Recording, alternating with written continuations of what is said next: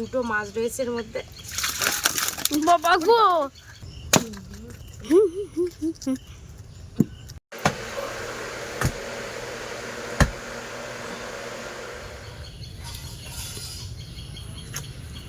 নমস্কার বন্ধুরা, আমি প্রিয়া সুন্দরবন কুকিংয়ে সবাইকে জানাই অনেক অনেক স্বাগত। তো বন্ধুরা, এই যে দেখো, এই যে হাঁড়ির মধ্যে জাওয়ানা ছিল, সেই মাছগুলো বালতিতে ভরে নিয়ে এসেছি। এখন মাছ কাটবো, সম্পূর্ণ পর্বটা দেখতে থাকো। আর এই যে মাছ কাটার আগে থেকেই দেখো চলে এসছে, এই সরে যাই, দেখো মাছগুলো দুটো মাছ রয়েছে এর মধ্যে। বাবা গো, বেরিয়েই গেল।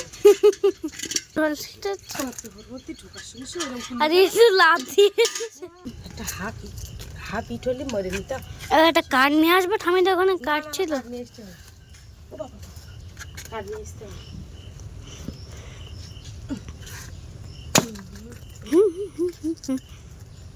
দেখতে পাচ্ছ শক্ত জিনিস, শক্ত, ওর মাথা বিরাট শক্ত। হাই হাই ইয়ে হাই হাই, কি হলো? বাবা, আর ও তো ভয় পেয়ে পিছিয়ে যাচ্ছে। ওই কাঁটা যদি একবার ফোটে তো তাহলে শেষ। এতক্ষণ অবস্থা খারাপ। এইটা একটু বড়, এটা একটু ছোট, এক বাড়িতে কাজ করতে। যাই হোক, এটা ওটা দুর্বল ছিল। তোমরা কমেন্টে বলো যে মাছটা কিভাবে মেরেছিলে, এটা একটু দেখাও। তো দেখালাম তোমাদেরকে। এই যে ঠিক আছে, এই মাছগুলো খেতে আমার ভীষণ ভালো লাগে। আমার রক্ত হয়ে খেলে প্রচুর রক্ত হয়, আর এমনি এই মাছগুলো খুব ভালো খেতে। বাবারে বাবারে, এই কাঁটা দুটোই মেন।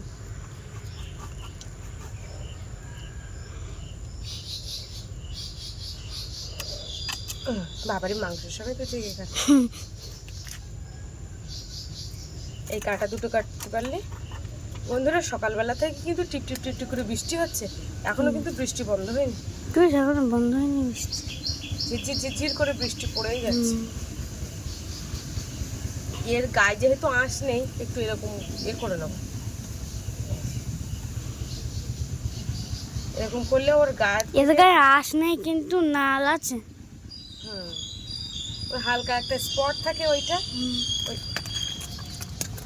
হাই হাই জ্যান্ত, তো জ্যান্ত না।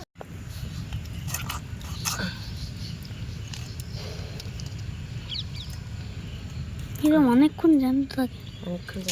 কই মাছ তো আরো জ্যান্ত থাকে। এই মাছ আরো, কই মাছ ভাজা না পর্যন্ত ওটা জ্যান্ত থাকে।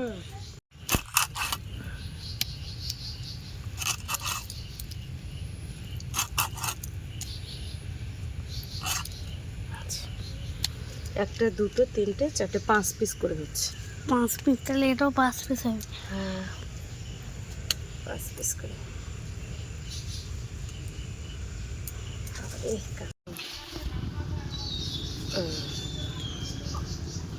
এ কই মাছের মতো অতটা ইয়ে না আর কি, কাটতে অসুবিধা হয় না। কই মাছ তো ভীষণ অসুবিধা হয়। ওইটা হলো কই মাছ, হলো হচ্ছে এর বাবা, আর এইটা হচ্ছে এর ভাই। না ভাই না, আমার কি ভাই ভাই ভাই, কই মাছের ভাই। এটা হয়ে গেছে। মোট ক পিস হয়েছে? 10 পিস হয়েছে। 10 পিস? 5 আর 5 10। 5 আর 5 10। এই ছাইগুলো বর্ষার সময় ছাই গুছিয়ে রাখতে হয়, তা নাহলে কিন্তু ভিজে যায় চারিদিকে।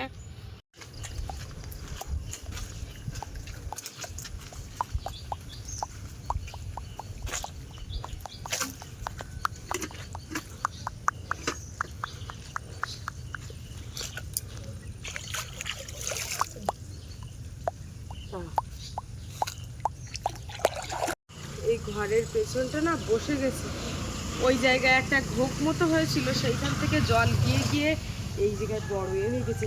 এই যখন তখন এই ঘরটা বসে যাবে আর কি। আর রান্নাঘরের অবস্থা তো খুব খারাপ, তোমাদের দেখাচ্ছি আজকের ভিডিওতে। মানে আগের দিন দেখিয়েছিলাম, আবার রান্নাঘরটা ভেঙে ওই একটা দেয়াল পড়ে যাওয়ার মতো হয়েছে, কিন্তু আজকে তোমাদের দেখাবো রান্নাঘরের দেওয়ালটা কি অবস্থা হয়েছে। ওই জোরে জোরে মাটি দেওয়ার ফলে ওই ভালো করতে গিয়ে খারাপ হয়ে গেছে। পুকুরের এই জল থেকে ধুয়ে নিয়ে তারপরে কলের জলে ধোবো, কারণ জল যেহেতু আমাদের ঠিকঠাক মতো পাওয়া যায় না, সেই কারণে কিন্তু আগে আমাদের এই পুকুরের জল থেকে ধুয়ে মানে বেশিটা ধুয়ে নিয়ে যেতে হয়, তারপরে মানে কলের জলে ধুলে আর কোনো অসুবিধা হয় না। যাই হোক, আমাদের জলের সমস্যা দয়াপুরে প্রচুর জলের সমস্যা। এই যে দেখো রান্নাঘরে চলে এসেছি, আর রান্নাঘরের দেয়ালটা শুধু দেখো, এই যে দেয়ালটা সরে যাও দেখি, সরে যাও। এই যে দেখো দেয়ালটা ভেঙে এই দিক থেকে ঝুলে চলে আসছে, মানে এই দেয়ালটাও থাকবে না। দেখো কি অবস্থা হয়ে গেছে আমার, এসব কার্পেটের সব বসে যাচ্ছে, কতটা এগিয়ে চলে এসছে, আর মাটি ফেলতে ফেলতে আর পারা যাচ্ছে না। দেয়ালের গোড়াটা একদম ভেঙে গেছে। এই বেড়ার ওই দিক তো ফাটল তো ছিল, তার উপরান্তে সব সোজা করে দিয়েছিলাম, আর এই দেখো বেড়া ভেঙে এ সোজা করতে হবে, কবে যে করবো হ্যাঁ। এই যে এগুলো হচ্ছে নতুন কচুরমুখী, বাজারের থেকে আনা কচুরমুখী, আলু টমেটো দিয়ে রান্না করবো, যেহেতু এই মাছটা কচুরমুখী দিয়ে রান্না করলে ভালো লাগবে। আর পটল ভাজা করবো।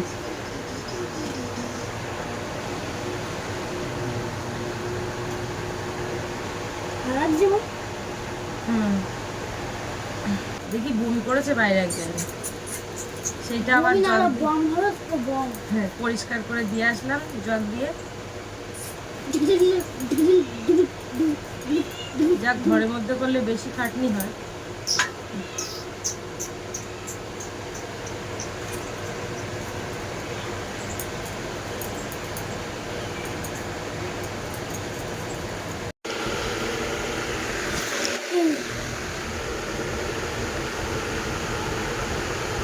ভাতটা হয়ে গেছে, এদিকে কড়াই বসে দিয়েছি, আর কি সবজি কেটেছি তোমাদের দেখাই একটু।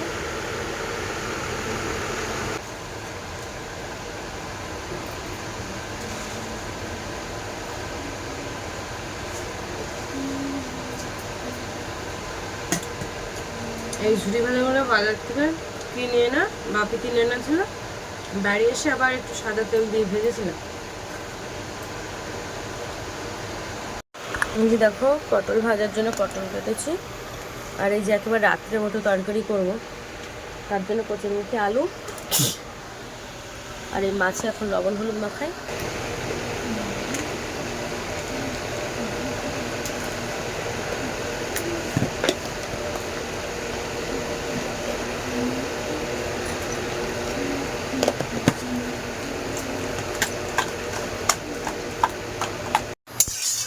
কড়াইতে তেল দিয়েছি, ওদিকে এই কড়াইতেও তেল দিলাম।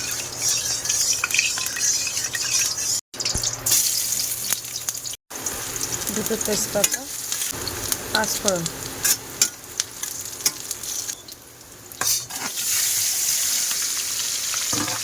সব মাছ দিয়ে দিলাম।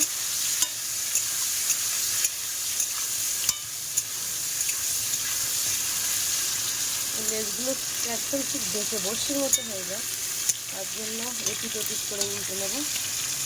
মাছ ভাজতে গেলে আমার তেল ঠিক থাকে।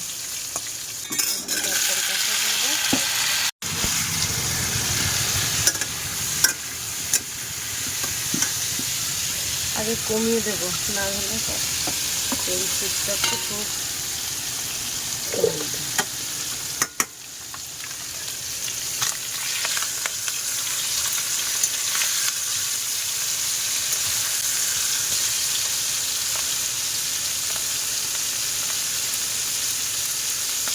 এদিকে তরকারি কষায় প্রায় হয়ে গেছে, জল দেবো। আমার মাছ ভাজা হয়ে গেছে।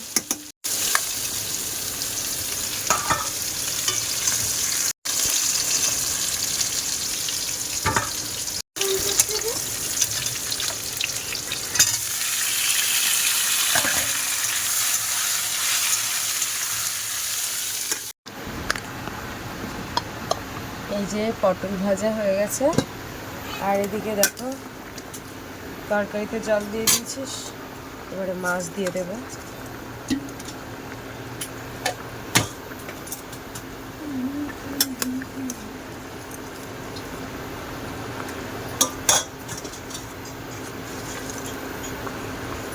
ভাবছিলাম তিনটে রেখে দেবো, তারপরে বলছি না থাক, একেবারে হোক।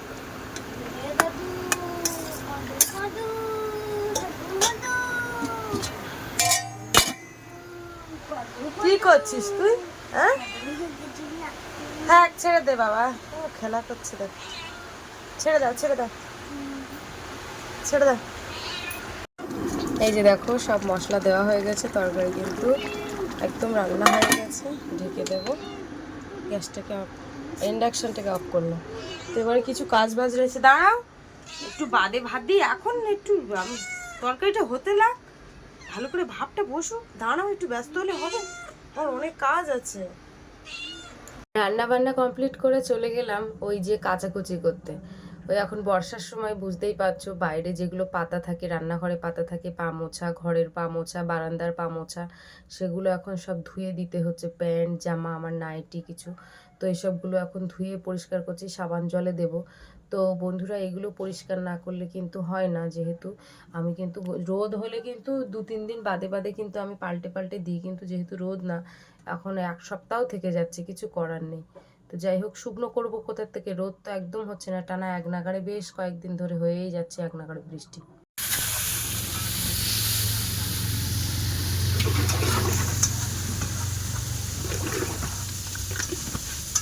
কলকাতায় কোনো শব্দ দুজন গাড়ি চলে না।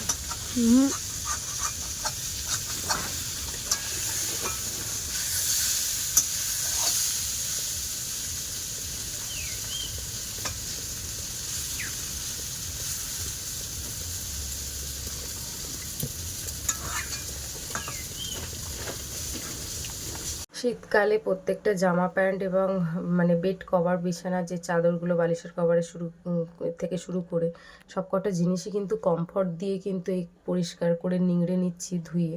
কারণ কমফর্ট দিয়ে না পরিষ্কার করলে যেন কেমন একটা ভ্যাপসা গন্ধ বেরোয়, তাইতে মাটির ঘর, হ্যাঁ বুঝতেই পারছো। তো পা মোছাগুলোকে আর কমফর্ট দেয়নি, জামাগুলোকে সব কমফর্ট দিয়ে কেচে নিয়েছি।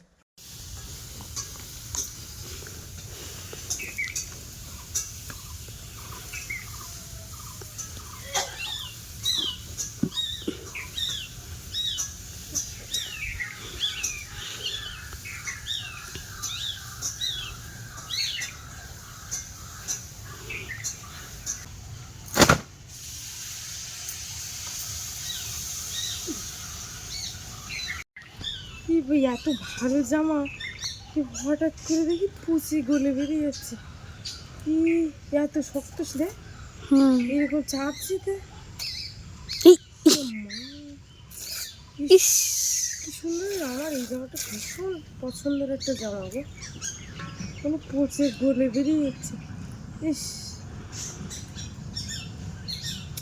কি সুন্দর জামাটা, তো পচলো কি করে কি জানি, ওই রে এই হায়া মাছ মাছকে ছিঁড়ে যাচ্ছে। কালকে চুল কাটতে গিয়ে জানি গিয়ে বাবা রে পা মোছা করতে হবে এবারে, পামচায় নেতা নেতা নেতা। ইস কত সুন্দর জামাটা ছিল, মনটা খারাপ হয়ে গেল, ওই জন্য কালকের দেখি মস্ত করে উঠেছে এই জামাটা পরেছিলাম, সাবান দিয়ে ধরলাম ভালো, এখন গিয়ে ঝাড়া মারতে গিয়ে দেখি ছেড়ে। তো এইগুলো সব কিন্তু পা মোছা, যেহেতু বর্ষার সময় পা মোছার জন্য লাগে কাপড় চোপড়, ওই জন্য সব আজকে একটু রোদ দিয়েছে বলে সব একটু রোদে দিয়ে দিলাম, এখন চালে দিয়ে দিচ্ছি সব শুকনো হোক। চারিদিকে যা দেখছে সব কাপড় চোপড় শুকনো, বর্ষার সময় লাগে প্রচুর। গাছে দেখি একটা দেখ পেয়ারা প্যাকেজ কিনা যাবো এখন। কোথায়, এই ওপরে? হ্যাঁ উপরের গাছে দেখ তো দেখি প্যাকেজ কেমন, এই সময় পেয়ারা পাকে, এটা একটা এই একটা দেখতে পাচ্ছিলাম, তোলো দেখি, পোকা লেগে গেছে, কই পোকা? এই দেখাচ্ছে বড় হয়ে দেখাচ্ছে না,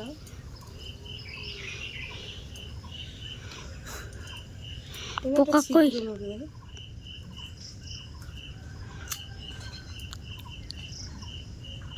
ইস পোকা তো, পোকা ফেলে দাও, ফেলে দাও পোকা, মিষ্টি আছে ভালো, ফেলে দাও।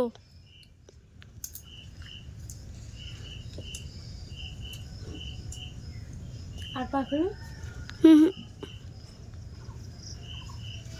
ওই চারটা পেকেছে। শুধু দেখো ওই সাইকেল নিয়ে নাকি ঝিলের পাড়ে যাবে, কাণ্ড দেখো।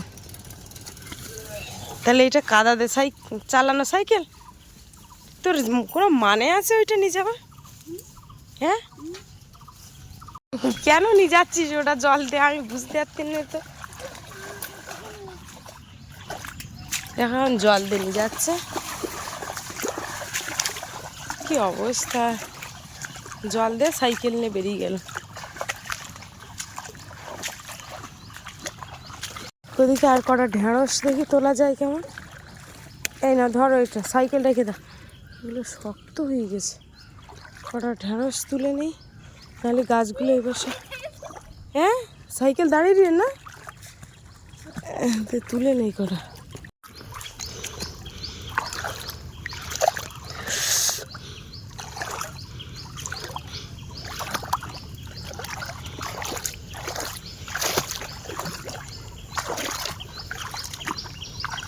আরে ঢেঁড়সের গায়ে ধার তুই আর আসি না, এই যে দাঁড়া।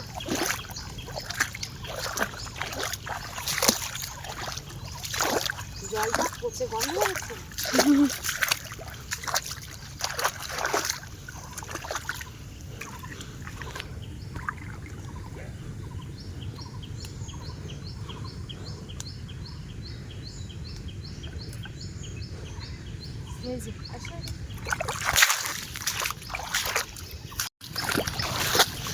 কোথায় ধার করে দিয়েছ না?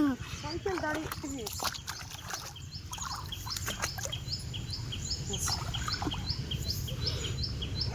চলো, আর তুলতে হবে না, চলো। আর ওই দিক থেকে একটু ঘুরে আসছো। তো দেখো, খেলা করার জন্য আবার নিয়ে আসতে হচ্ছে ঝিলের পাড়ে, সঙ্গে সাইকেল।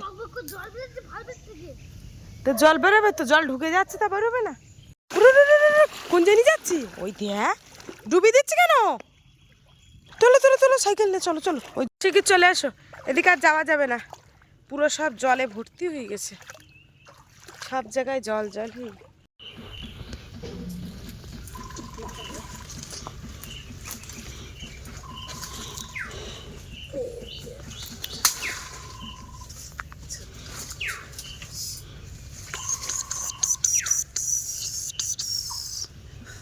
একদম হলুদ হয়ে গেছে।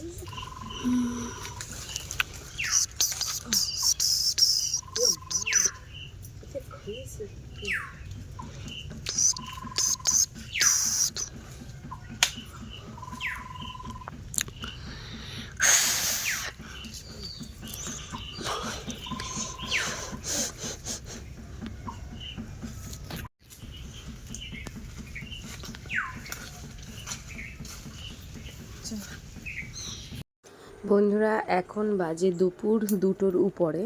তো বাপির বাবা সবে সবে ঘুম থেকে উঠেছে, তাই একটু গালাগালি দিয়েছি, বলছি যে আমার রান্নাঘরটা একটু ঠিক করে দাও, তা না হলে দেখো পরপর ভেঙে যাচ্ছে। সবসময় আমি তো নিজে একা কত করে উঠবো, তো তাই দেখো বলছে আমার দেয়ালটাকে ঠেলে রাখতে। ওই এখন একটা বাঁশ কেটে সবে ব্রাশ মুখে দিয়ে আর কি কাজে লেগেছে।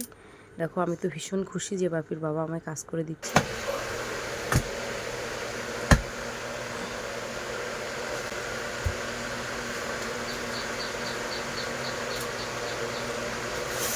থাক থাক, এদিকে বেশি রঙটা নিয়ে এসো।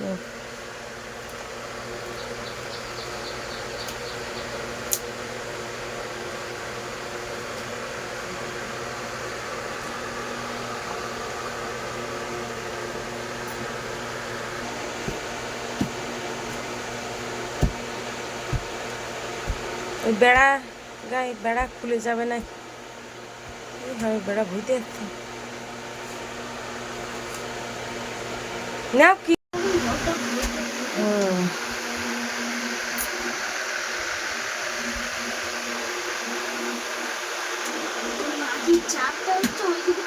এ বাবারে, একা একা পুড়ে যাচ্ছে, বল সরে।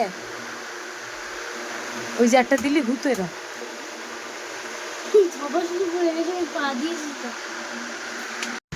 আবার ওই কাজের জন্য আবার আর একদিন হাত দিতে হবে। সরে যা, বেড়া নি পুরো খাই বাড়ি গেছে। দাঁড়া, ব্যস্ত হোস না তো। হাতে এখনো হচ্ছে গরম। ঘরগুলো একটুখানি গুছাচ্ছিলাম, ঠাকুর ঘরটার, ওই জন্য খেতে দেরি হয়ে গেছে। গুছিয়েছি, একটু দেখিয়ে এসো তো কি কি গুছিয়েছি।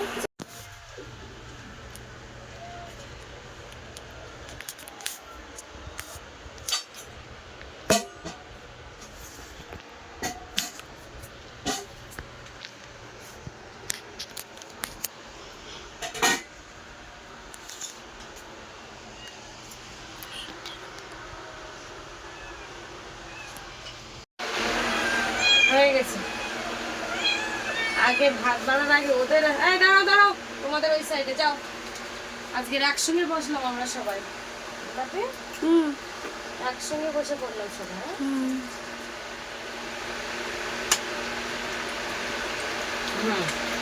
হাত ধুয়েছে বাবা? হাত ধুয়ে নাও। দেখো কি খিদে পেয়েছে, সে রান্না করে উঠেছে 1টার দিকে আর এখন খেতে বসছি 3টের দিকে। তাহলে ওদের তো খিদেতে পুরো না খেয়ে ভুকসান টান দেওয়া দিচ্ছে। এবার চিকুরে আর তাকাচ্ছিস না যে? আমাদের পিঙ্কি দেখো, পিঙ্কির আর হলো না খাওয়া। আর খাবি না? বুঝে আছে। ও তুলে দাও।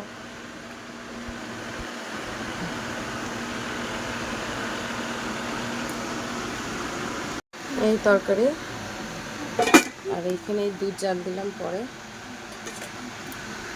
তো বন্ধুরা এখন দেখো বাপির বাবার থালাটা রেখে দিচ্ছি। বাপির বাবা ওই যে চান করতে গেছে, কখন যে আসবে তার কোনো ঠিক নেই। যেহেতু আমার বাপিকে 3টের দিকে টিউশনে নিয়ে যেতে হবে, তার জন্য আমি তাড়াহুড়ো করছি। আর ভীষণ কষ্ট হচ্ছে, কারণ সেই সকাল থেকে না খাওয়া, আর রান্না করে উঠেছি 1টার মধ্যে, আর এই খেতে বসছি প্রায় 3টে বাজতে যায়। আর হাতে বেশ কয়েকটা গোনাগাথা কয়েক মিনিট রয়েছে, তার মধ্যে খাওয়া দাওয়া করে এখন চলে যাব বাপিকে নিয়ে টিউশনিতে।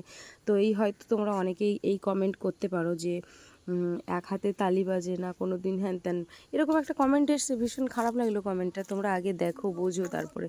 সে মানুষটা সারাদিন ঘুমিয়ে থেকে উঠেছে 2টোর দিকে। তাহলে ভাবো সকাল থেকে তো আমার অনেক কাজ থাকে না, অনেক কাজ, বাপিকে নিয়ে খেয়াল রাখা বা সংসারে অনেক কাজকর্ম, সেগুলো তো করতে হয়। তো শুধু হুট করে একটা কমেন্ট রেখে গেলে হয় না। তো আগু পিছু ভাবতে হয় যে কি করছে বা কী বৃত্তান্ত, হ্যান ত্যান সব কিছুই মানে করতে হয়, যাচাই না করে একটা করে হুট করে মন্তব্য করে গেলে তোমাদের মতো, তো যে মানুষটাকে মন্তব্য করছে সেই মানুষটা তো খারাপও লাগতে পারে, তাই না?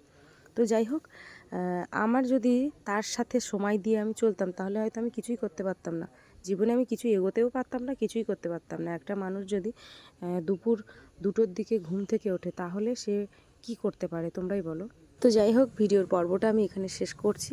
তো কেমন লাগলো কমেন্টের মাধ্যমে জানাবে, আর ভালো লাগলে লাইক কমেন্ট শেয়ার করবে। আর তোমাদের ভালোবাসায় আমি আরও অনেকটা দূরে এগিয়ে যেতে পারি। এইভাবে যেরকমভাবে সাপোর্ট করছো, সাপোর্ট করো। সবাই ভালো থেকো, সুস্থ থেকো। ধন্যবাদ।